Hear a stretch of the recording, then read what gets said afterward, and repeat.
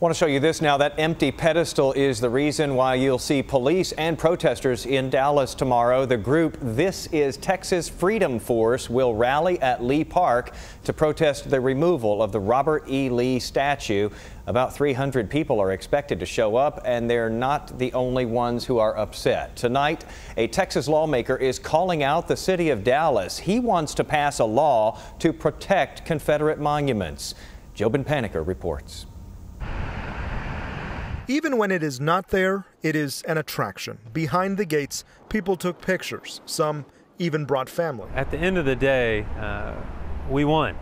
And, you know, there's no statue on that base. Jeff Hood was part of the effort to bring Robert E. Lee's statue down here in Dallas. But it has been met with a strong sentiment that it should have stayed. Why did this need to happen? Texas Representative Pat Fallon had a post that made the rounds, using a simple word addressed to Dallas: shame. That money would have been better served going to Hurricane Harvey victims. It was a misallocation of resources and priorities. Fallon, who is also running for a Senate seat, promised one of the first bills he'd file would protect monuments on state grounds and keep public money from being used to remove monuments on other public grounds. There are 2 slave owners on Mount Rushmore.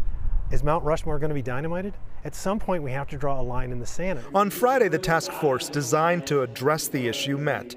The majority who spoke want these statues preserved.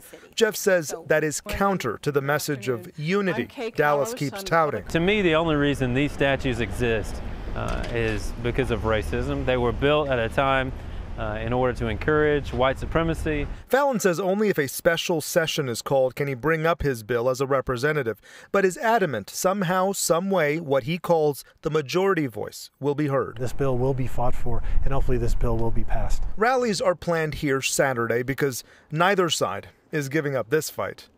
Jobin Paniker, Channel 8 News. And tomorrow's protest in Dallas isn't the only one that we'll be watching closely. A rally is planned in Richmond, Virginia as well at the famed Robert E. Lee statue there. It is the first such gathering in that area for Confederate icons since the violent clash in Charlottesville last month.